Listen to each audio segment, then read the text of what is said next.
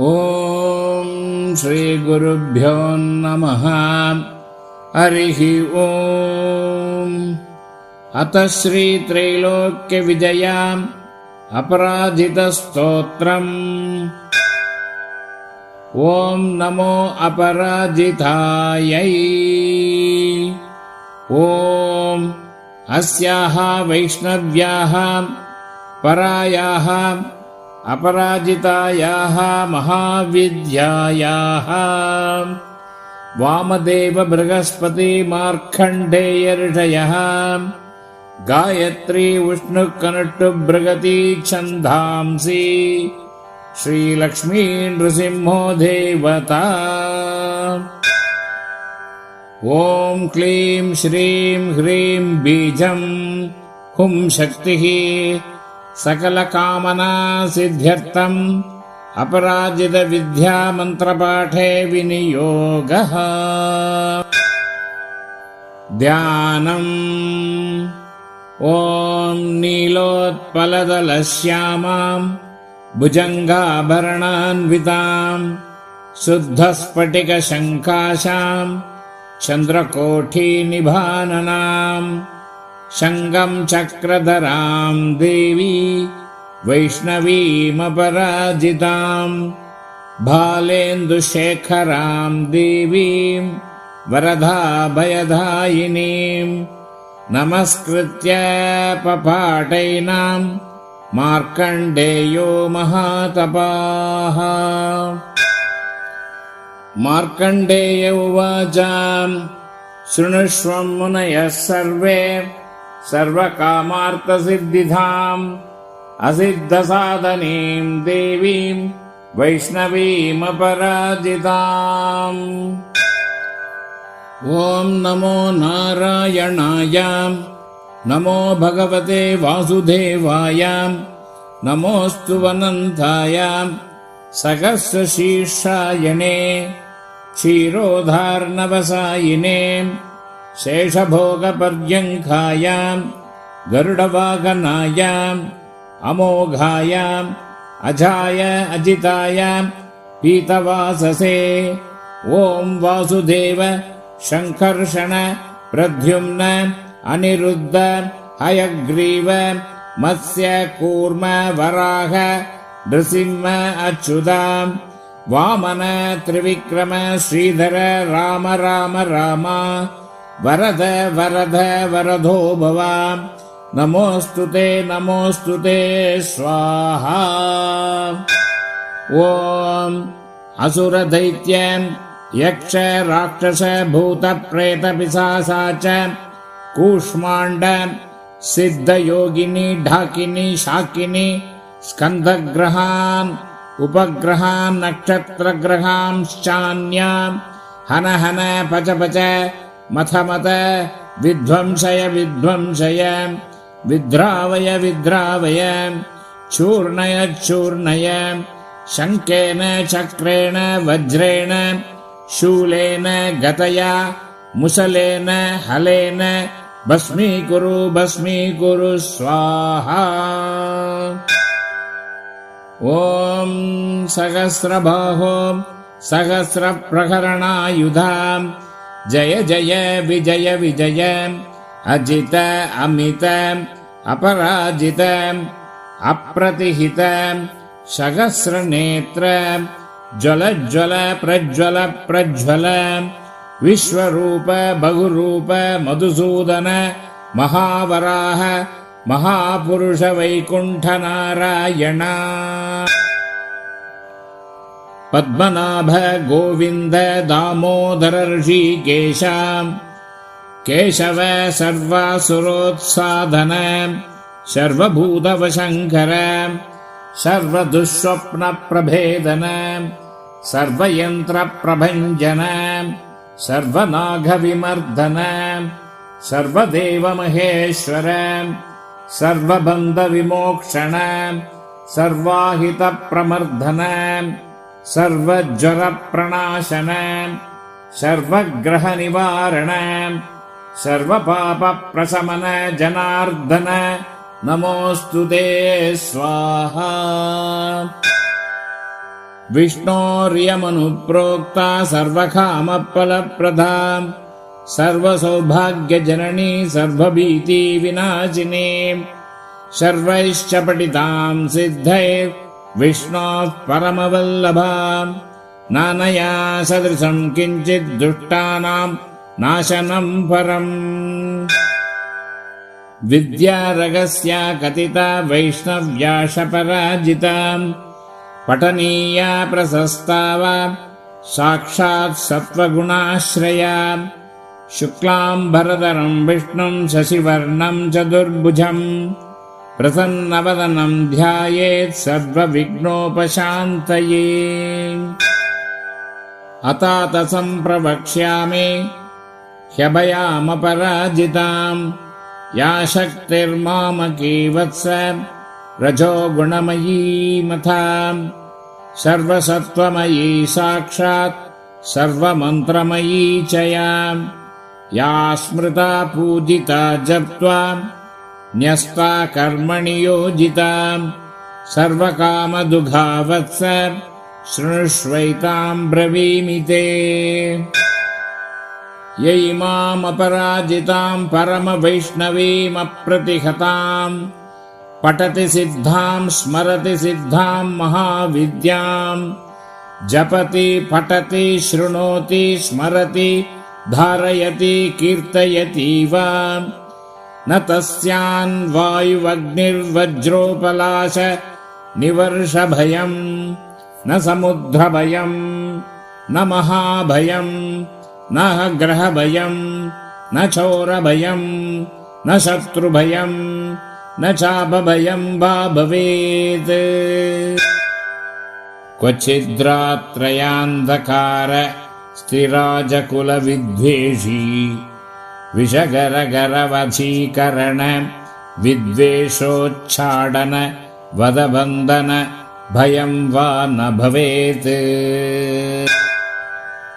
एतैर्मन्त्रैरुदाहृतैः सिद्धैः संसिद्धपूजितैः ॐ नमोऽस्तु ते अभये अनगे अजिते अमिते अमृते अपरे अपराजिते पठति सिद्धे जयति सिद्धे स्मरति सिद्धे एकानाशीति तमे एकाकिनी निश्चेतसी सुद्रुमे सुगन्धे एकान्नसे उमे ध्रुवे अरुन्धती गायत्री सावित्री जातवेदसी मानस्तोके सरस्वती धरणी धारिणी सौदामिनी अदिति दिति विनते गौरी गान्धारी मातंगी कृष्णे यशोदे सत्यवादिनी ब्रह्मवादिनी काली कपालिनी करालनेत्रे भद्रे निद्रे सत्योपयाचनकरी स्थलगतं जलगतं अन्तरिक्षगतं वा मां रक्ष सर्वोपद्रवेभ्यः स्वाहा यस्याः प्रणश्यते पुष्पं गर्भो वा पतते यदि म्रियते बालको यस्याः काकवन्ध्या च या भवेत् धारयेद्या इमां विद्यामेतैर्दोषणैर्न लिप्यते गर्भिणी जीववत्सात् स्या पुत्रिणी स्यान्न संशयः भूर्जपत्रे त्विमां विद्यां लिखित्वा गन्धचन्दनैः एतैर्दोषणैर्न लिप्यते सुभगा पुत्रिणी भवेत् रणे राजकुले द्यूते नित्यं तस्य जायो भवेत् शस्त्रं वारयते ह्योषा समरे काण्डदारुणे गुल्मशूलाक्षिरोगाणां क्षिप्रं नाशयति च व्यातम् शिरोरोगज्वराणां न नाशिनी सर्वदेहिनाम् इत्येषा कथिता विद्या अभयाख्या अपराजिता एतस्या स्मृतिमात्रेण भयं क्वापि न जायते नोपसर्गा न रोगाश्च न योधा चापि तस्कराः न राजानो न सर्पाश्च न द्वेष्ट्रो न शत्रवः यक्षराक्षसवेताला न साकिन्यो न च ग्रहाः अग्नेर्भयं न वाताश्च न समुद्राश्च वै विशात् कार्मणं वा शत्रुकृतं वशीकरणमेव च उच्चाडनं स्तम्भनं च विद्वेषणमतापि वा न किञ्चित् प्रभवेत्तत्र यत्रेषा वर्तते भया पठेद्वा यदि वा चित्रे पुस्तके वा मुखे तवा हृदि वा द्वारदेशे वा वर्तते ह्यभयः पुमान् हृदये विन्यसेदेतां ध्याये देवीं चतुर्भुजां रक्तमाल्यां भरधरां पद्मरागसमप्रभां पाशाङ्कुशभयवरैरलङ्कृतसुविग्रहाम् साधकेभ्यः प्रयच्छन्ति मन्त्रवर्णामृतान्यपि नातः परतरं किञ्चित् वशीकरणमुत्तमम् रक्षणं पावनं चापि नात्र कार्या विचारणा प्रातः कुमारिका पूज्या काधैराभरणैरपि तदिदं वाचनीयं स्यात् प्रीत्या प्रियते तु माम् ॐ अथातसं प्रवक्ष्यामि विद्यामपि महाबलां सर्वदुष्टप्रशमनीं सर्वशत्रुक्षयङ्करीं दारिद्र्यदुःखशमनीं दौर्भाग्यव्याधिनाशिनीं भूतप्रेतपिशाचानां यक्षगन्धर्वरक्षसां डाकिनी शाकिनी स्कन्द कूष्माण्डानां च नाशिनीं महारौद्रीं महाशक्तिं सद्यः प्रत्ययकारिणीं गोपनीयं प्रयत्नेन सर्वस्वं पार्वतीपतेः तामहं ते प्रवक्ष्यामि सावधानमना शृणु एकाह्निकं द्वयाह्निकं च चातुर्थिकार्धमासिकं द्वैमासिकं त्रैमासिकं तथा चातुर्मासिकं पञ्चामासिकं शाङ्गासिकं वातिकपैत्तिकज्वरं श्लैष्पिकं शात्रिपातिकं तथैव सततज्वरम् मौहूर्तिकं पैत्तिकं शीतज्वरं विषमज्वरं द्वयाह्निकं त्रयाह्निकं चैव ज्वरमेकाह्निकं तथा क्षिप्रं नाशयते नित्यं स्मरणादपराजिता ॐ ह्रं हन हन काली शर शर गौरी धम धम विद्ये आले ताले माले गन्धे बन्दे पच पच विद्ये नाशय नाशय पापं हर हर संहारय वा दुःखस्वप्ननाशिनी कमलस्थिते विनायकमातः रजनी सन्ध्ये दुन्दुभिनादे मानसवेगे शङ्किनी चक्रिणी गदिनी वज्रिणी शूलिनी अपमृत्युविनाशिनी विश्वेश्वरी द्रविडी द्राविडी द्रविणी द्राविणी केशवदयिते पशुपतिसहिते दुन्दुभिधमनी दुर्मदधमनी शबरी किराती मातंगी ॐ द्रं द्रं ज्रं ज्रं कं क्रं तुरु तुरु ॐ द्रं कुरु कुरु ये मां दिशन्ति प्रत्यक्षं परोक्षं वा तान् सर्वान् धम धम मर्दय मर्दय तापय तापय गोपय गोपय पातय पातय शोषय शोषय उत्सादय उत्सादय ब्रह्माणी वैष्णवी माहेश्वरी कौमारी वाराही नारसिंही ऐन्द्री चामुण्डे महालक्ष्मी वैनायकी औपेन्द्री आग्नेयी चण्डी नैऋती वायव्ये सौम्ये येशानी ऊर्ध्वमदो रक्ष प्रचण्डविद्ये इन्द्रोपेन्द्रभगिनी ॐ नमो देवी जये विजये शान्ति स्वस्ति तुष्टि पुष्टि विवर्धिनी कामाङ्कुशे कामदुगे सर्वकामवरप्रदे सर्वभूतेषु मां प्रियं कुरु कुरु स्वाहा आकर्षिणी आवेशिनी ज्वालामालिनी रमणी रामणी धरणी धारिणी तपनी तापिनी मदनी मादिनी शोषणी सम्मोहिनी नीलपताके महानीले महागौरी महाश्रिये महाचान्द्री महाशौरी महामायूरी आदित्यरश्मि जाह्नवी यमगण्टे किणिकिणी चिन्तामणि सुगन्ते सुरभे सुरासुरोत्पन्ने सर्वकामदुगे यद्यथा मनीषितं कार्यं तन्मम सिद्ध्यतु स्वाहा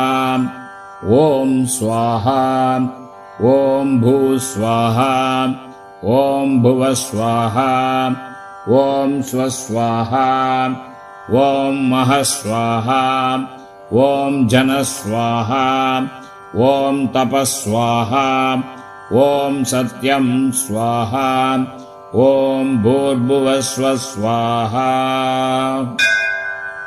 यत एवागतं पापं तत्तैव प्रतिगच्छतु स्वाहेत्योम् अमोघैषा महाविद्या वैष्णवी चापराजिता स्वयं विष्णुप्रणीता च सिद्धेयं पाठतः सदा येषा महाबला नाम कथिता ते अपराजिता नानया सदृशी रक्षा त्रिषु लोकेषु विद्यते तमो गुणमयी साक्षद्रौद्री शक्तिरियं मता कृतान्तोऽपि यतो मितः पादमूले व्यवस्थितः मूलाधारे न्यसेदेतां रात्रावेनं च संस्मरेत् नीलजीमूतशङ्काशां तटित्कपिलकेशिकाम्